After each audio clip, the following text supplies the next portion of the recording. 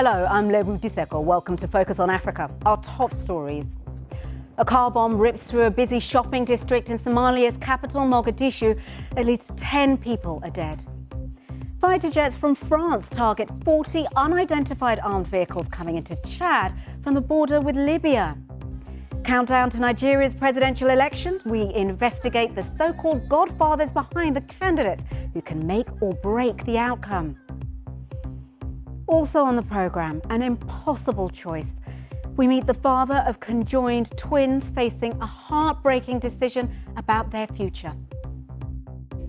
At this point, is just killing one of my child for another. It's as easy as that. This is something I can't do. And in sport, Liverpool could go 5 points clear at the top of the English Premier League today.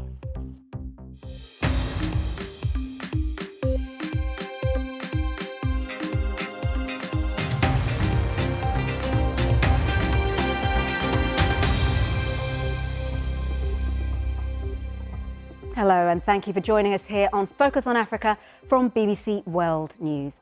We start in Somalia, where the capital Mogadishu has once again been hit by violence. At least 10 people have died and several others were injured when a car bomb exploded in a popular shopping area. Now, the target was a busy restaurant where government officials often go. It's more than 7 years since the militant group Al-Shabaab retreated from the city, but yet it continues to be a regular target for attacks, as Khalid Baroud reports from Mogadishu. The car bomb exploded here in front of Bar Italia, a crowded restaurant. It was about 10:20 in the morning when the explosion tore through this busy neighborhood in the heart of the capital's business district, Hamarweyne. There was little left of the restaurant, which was totally destroyed by the blast. Rescuers and passers-by searched through the rubble in a desperate bid to find survivors. Amin Group, the city's only ambulance service, took the injured to local hospitals.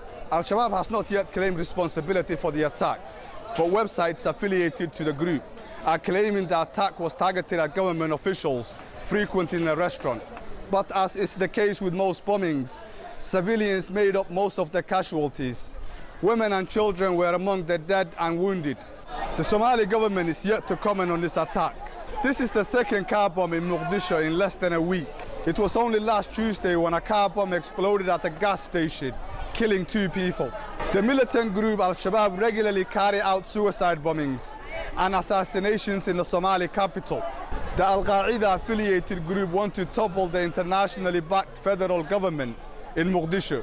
Security in Mogadishu is tight, and there is a checkpoint at almost every corner in the administrative district of the city.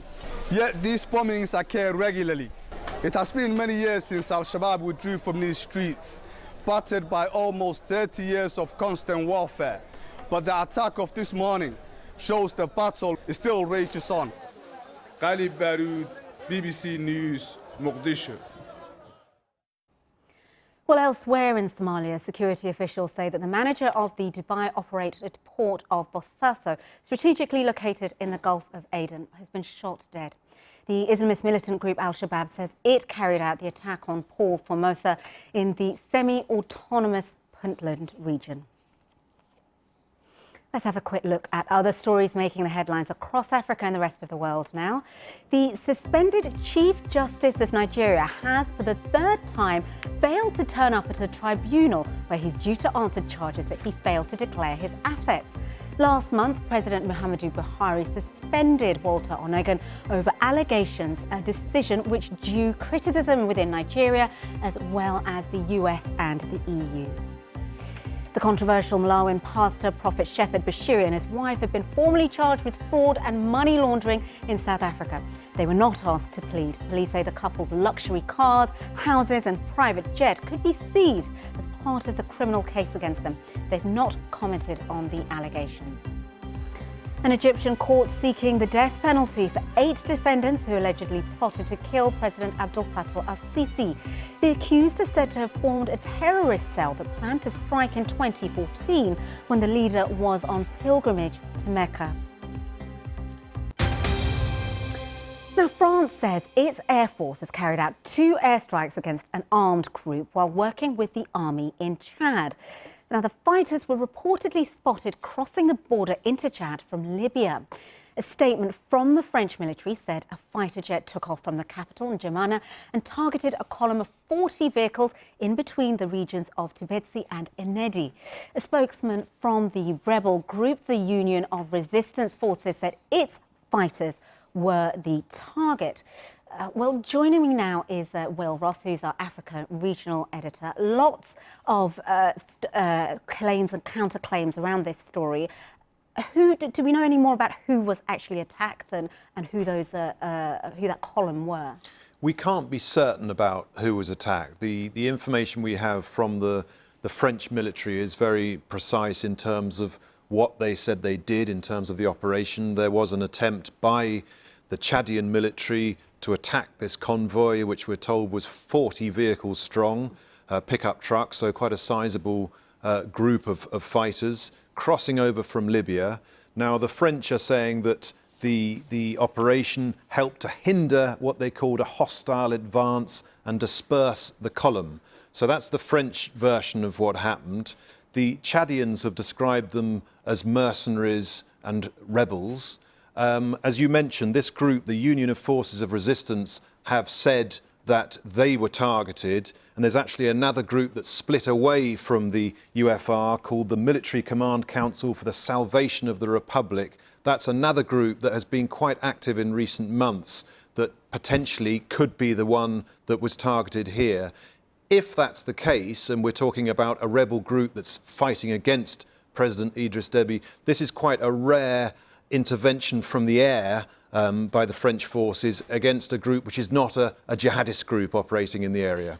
So this was action on the request of Chadian forces. You mentioned a couple of groups there. What does this actually say about the security situation and the threats to Idriss Déby and security in Chad itself? Well, France really needs Chad to be as stable as possible because it has several thousand troops operating in the Sahel region, over 4,000 troops that are trying to stop the rise of the jihadist groups that are causing such havoc in the region. The problem that Chad has is the president, Idriss Déby, has been in power since 1990. He's got plenty of enemies, and over the last 10 years or so, there have been quite a few rebel groups that have come up and tried to overthrow him. So his position is somewhat precarious when you look at the borders. There's been a lot of hostility with Sudan, claims that Sudan was sponsoring rebel groups as well. So you've got that threat. And also remember the downfall of Muammar Gaddafi meant that there were a lot more weapons available for these rebel groups. And on top of that, you've got the threat from jihadist groups like Boko Haram across the border in Nigeria. So it is a very, very dangerous area, really, when you look at that combination of jihadist groups and rebel groups operating in the area. All right, well, a complicated situation, but great to have your insight. Thank you very much. Now, it is a choice that no parent should ever have to make, risking the life of one child for the sake of another. But that is the dilemma facing the father of conjoined twins from Senegal. Marianne and Ndeye are just over 2.5 years old, and they moved to the UK for treatment. We went to meet them and their father.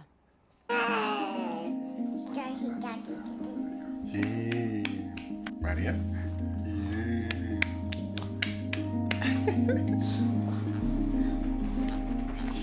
Very different personalities, I would say. This is ice and fire in the same place. Heavy carrots. Playing, singing, cuddling, they don't have any specific different way of living compared to other kids. They're just kids. Whatever the surprise, whatever the shock that you can feel, there is something taking over everything. It's the love you got for your kids, whatever the condition is. Ibrahima's life changed with the birth of his daughters. Before they were born, neither he nor his wife knew they were expecting twins. Scans had shown one baby, a girl. After a premature birth by cesarean, the girls were taken away for checks. When they returned, he was told they were conjoined and nothing could be done. Without the option of specialist care in Senegal, Ibrahima started to look beyond his country for help. Doctors all over the world were approached. Finally, a children's hospital in the UK offered to help. Mariam and Day are two little girls, and they have two heads and they have four arms. As you go down their chest, they're joined side by side. They're so joined that whatever we do for one will impact on the other. Let's go open and shut, open and shut, open and shut. The doors on the breast go open and shut. Early last year, the family were moved to a new accommodation 240 kilometers from London. The security I was looking for, I found it here. The respect also.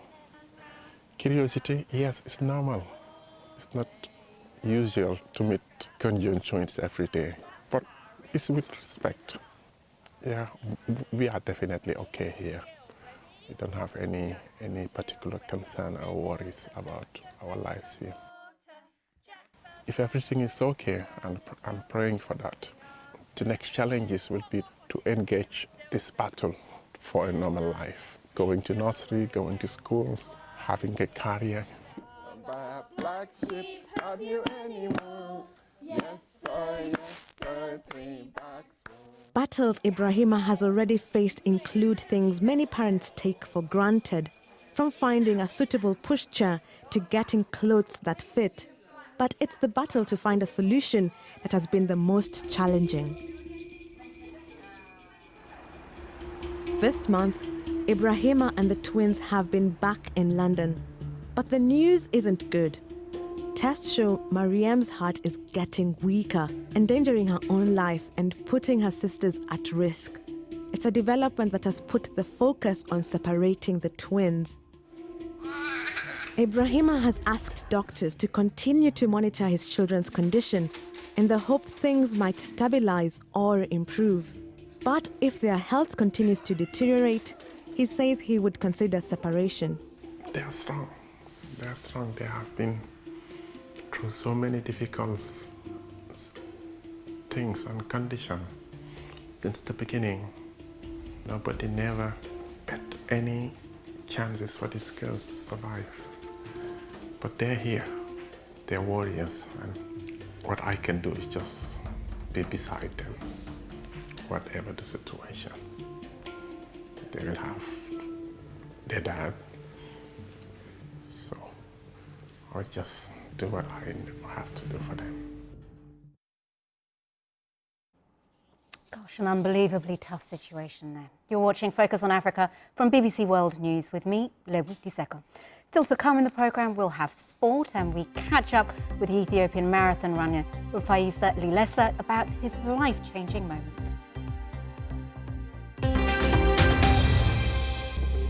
I'm Lebu Diseko. The top stories this hour. At least 10 people have been killed by a car bomb in the Somali capital Mogadishu. It's thought the militant group Al-Shabaab may have carried out the attack. And French fighter jets have carried out airstrikes on 40 unidentified armed vehicles coming into Chad from the border with Libya. Now it is just under 2 weeks to go until Nigerians vote in the general election. Rich and powerful men known as political godfathers play a really big part in campaigning, and they can make all the difference to the outcome. Mayeni Jones travelled around the country to meet some of them. Political campaigning Nigeria style. Central to these events are the real power players of Nigerian politics. Godfathers are political sponsors who use money and influence to win support for their preferred candidates.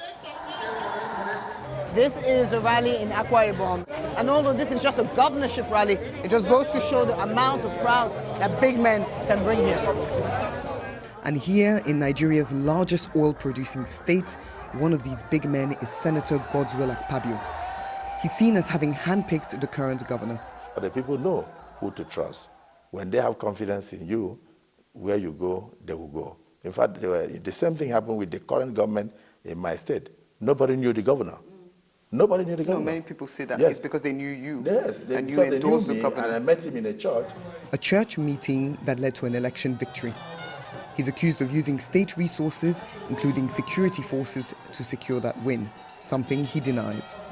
Godfathers get their power and influence from either having to have served in a political office at one time or the other, or could have amassed enormous wealth either from being a government contractor or by outright corruption. Godfathers are also able to bring numbers to the polls. In the northern state of Kano, one man's fanatic followers have made him a force to be reckoned with. This is what's known as the Kwankwasiya movement. Identified by their hats, they literally form a sea of red when they come together. And they're here to see a man after whom their movement is named. A phenomenally influential politician who's not even running for office. Like many godfathers, Rabiu Kwankwaso is not rooted to any one party. Just months ago, he moved to the opposition, taking with him the bulk of his following. I'm happy to say that we have the largest chunk of people here in Kano, and we are always at a very huge advantage to win all the elections in this state. Whilst both reject the Godfather title, their governorship candidates won in the last elections, and they're hoping to have that level of influence again this year. Godfathers must anoint somebody in government to ensure that they continue to feed fat on the state. Bear in mind that in developing societies like Nigeria, the state is the most important source of revenue and wealth accumulation. Time for change at a chance. But will true change really happen if godfathers continue to play a hand in politics? These elections may reveal just that. Maini Jones, BBC News. Let's go to Kenya, where nurses are back on strike. They say that allowances that were agreed the last time they walked out, that was in 2017, haven't been paid, apart from in a few parts of the country. Now they say they won't go back to work until they get what was promised. So how is all of this affecting patients? Ferdinand Amonde will be finding out.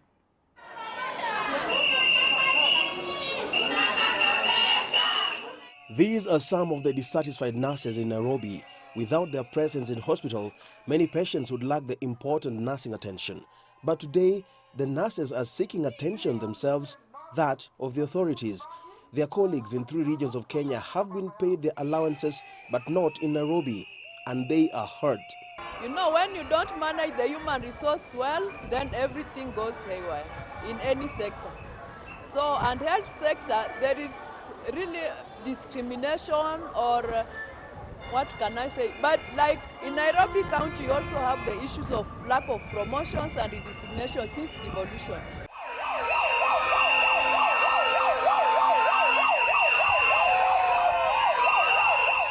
They marched to the offices of the governor, but no one received them or gave them the assurances they wanted.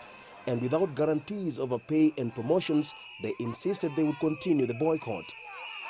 In the recent years, strikes in Kenya's medical sector have been rather common and sometimes lengthy. Just over a year ago, a similar strike by the nurses lasted 5 months. In the same year, doctors had gone on strike, a strike which took 100 days. During moments like this, it's patients that suffer the most. This is Pumwani Hospital, Kenya's busiest maternity hospital. Some of the nurses on strike work here, but the administrator said they were working around the strike. For the last 24 hours, we have had 55 deliveries. Our 2 theaters are operational. Doctors and other cadres are on duty, serving clients as usual. Only 3 counties of Kenya's 47 have met the workers' demands. The rest only made commitments. The union says if the payments are not made by the end of this month, then more nurses will join the strike. Ferdinand Omondi, BBC News, Nairobi. You're watching BBC Focus on Africa. Time now for the sport with Mimi. Thank you, Lebu.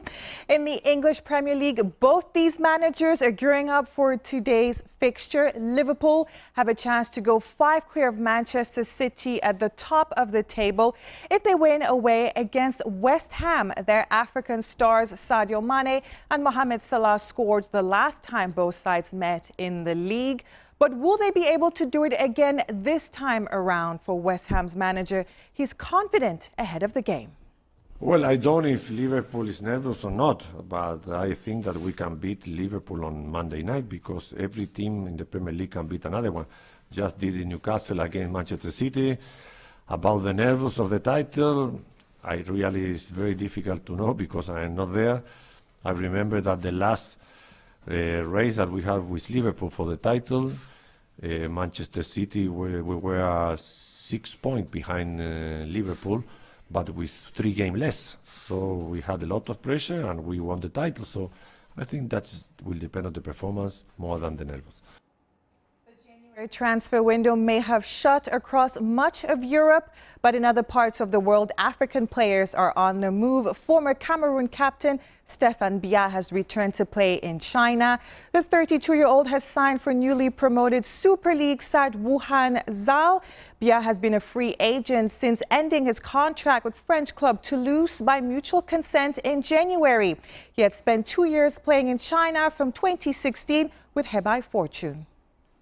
Tunisia's Club Africain coach Chiheb Elili has quit his post. It comes after their record 8-0 defeat in the African Champions League group stage to DR Congo's TP Mazembe over the weekend. Elili had only been in charge of the club since October 2018. The loss has left the North African team bottom of Group C without a single point so far from 2 matches. And still in football, but moving on to the Under-20 Africa Cup of Nations in Niger, and it was not the start the tournament organizers had hoped for. Their Group B matches, as well as today's fixture between Burkina Faso and Ghana, had to be rescheduled due to technical problems with the floodlights at the Maradi Stadium. And finally, for many athletes, winning an Olympic medal is a moment to be cherished. And for Ethiopian athlete Feyisa Lelisa, his 2016 Olympic silver medal became a memorable one. The marathon runner made a political gesture when he crossed his arms at the finish line. He then went into exile. Lelisa is now back in Addis Ababa. BBC Sport Africa caught up with him.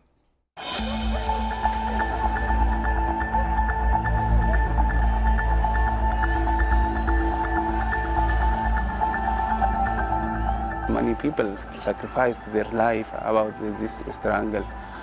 I was ready to sacrifice my life to the people.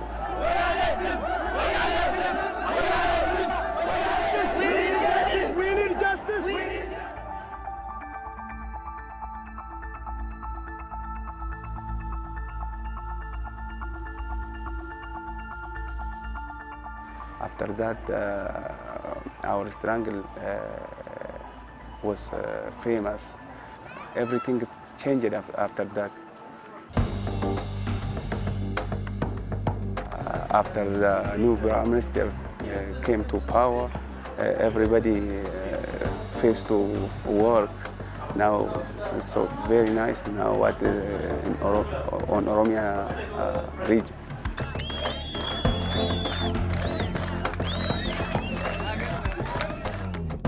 It was amazing because I don't expect that.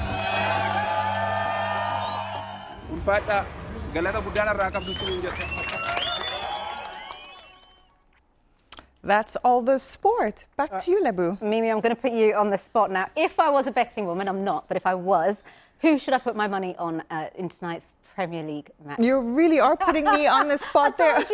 Aren't you? People want to know, Mimi. Of course. If you look at the record, the last 4 times that both sides have met, Liverpool have won over West Ham. They're currently top of the table. West Ham are in 12th position. But with West Ham, you just never know how things are going to go. You just never know. Thank you, Mimi. Thank you for watching Focus on Africa.